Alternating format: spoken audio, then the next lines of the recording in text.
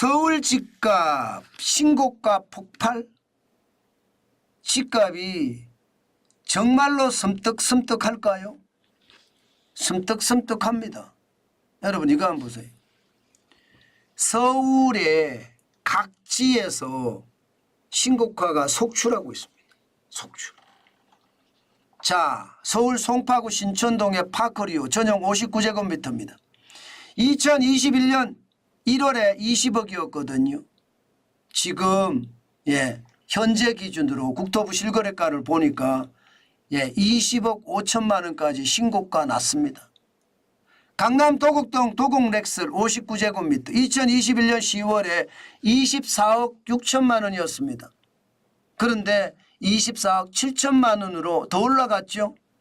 마포구 염리동의 마포 프레스티지 자이 84제곱미터 2020년 12월에 20억이었습니다.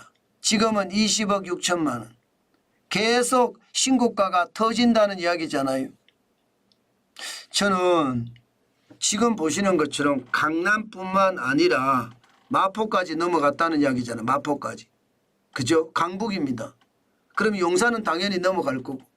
점점 이렇게 넘어가다 노도강, 노원구, 도봉구, 강북구 쪽으로 또 넘어가는 것 아닐까요? 그렇게 되면 서울 전역이 신고가의 어떤 상황이 이루어지고 서울 전역이 신고가 상황이 나온다면 수도권으로도 확장될 가능성 굉장히 높아집니다. 바로 이 부분이 집값이 섬뜩섬뜩하다는 겁니다. 그럼 그런 기운이 있느냐? 있습니다. 실질적으로 서울 아파트 평균 거래 금액을 보면 6월입니다. 12억 1,718만 원이에요. 역대 최고치입니다. 역대 최고치. 야, 진짜 난리도 아니. 지난 5월에도 말입니다. 11억 9,858만 원. 거의 역대 최고치에 가까웠고요.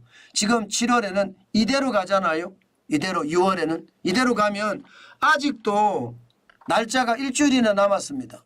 그러면 12억 1,718만 원이 아니라 12억 5천만 원까지도 갈 수 있다는 뜻인가요? 난리 난 거죠. 서울 아파트 평균 거래 금액이 이만큼 올라간다는. 지난 2022년 4월에 11억 5,778만 원을 예전역에 넘었습니다. 예전역에 넘었어요. 그러니까 지금 서울 아파트 평균 거래 금액이 장난이 아닌 거죠. 물론 서울 전체가 다 신고가가 폭발하는 것은 아직까지는 아닙니다. 지금 현재까지는 똘똘한 한 채 중심으로 강남 3구라든가 아니면 역세권의 대단지, 역세권의 대단지 중심으로 이렇게 올라가는 건 사실이에요. 똘똘한 한 채니까.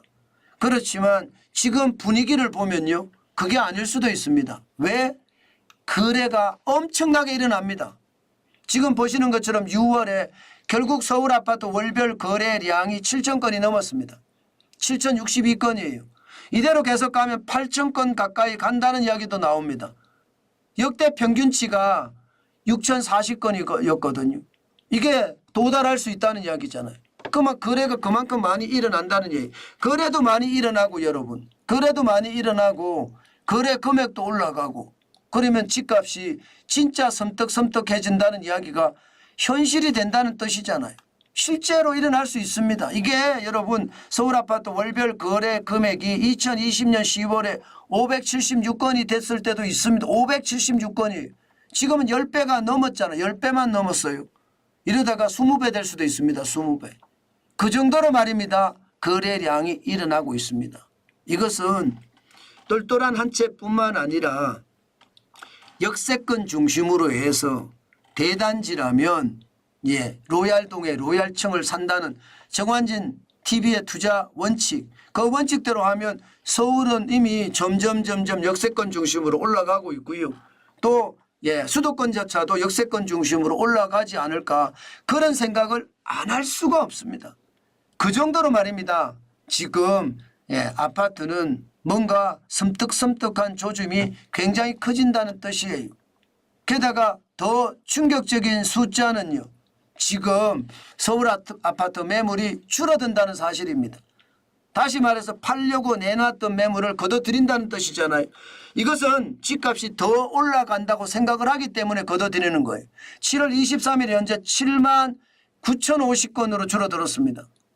이게 지난 4월 4일에는 10만 2,085건이었거든요.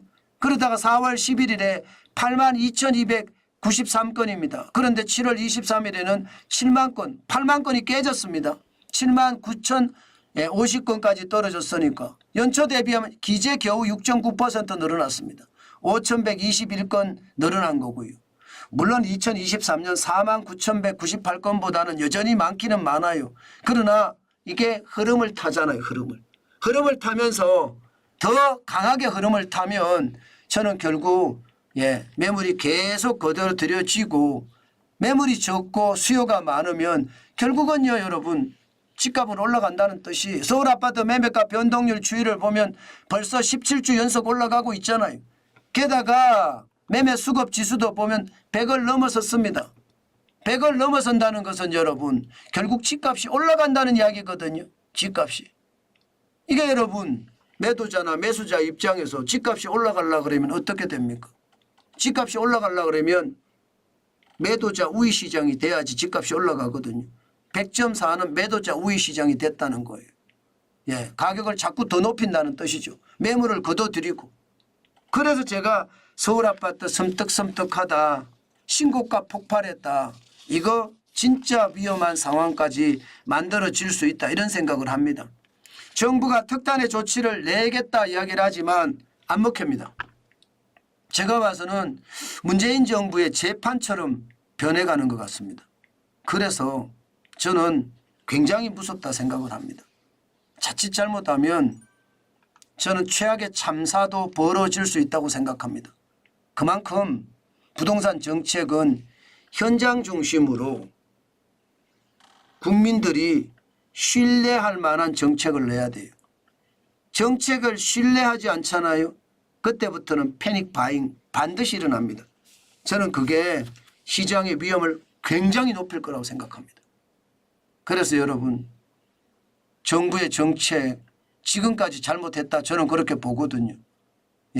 이거 빨리 정신 바짝 차려서 시장 들여다봐야 돼요. 그렇지 않으면 문재인 정부처럼 됩니다.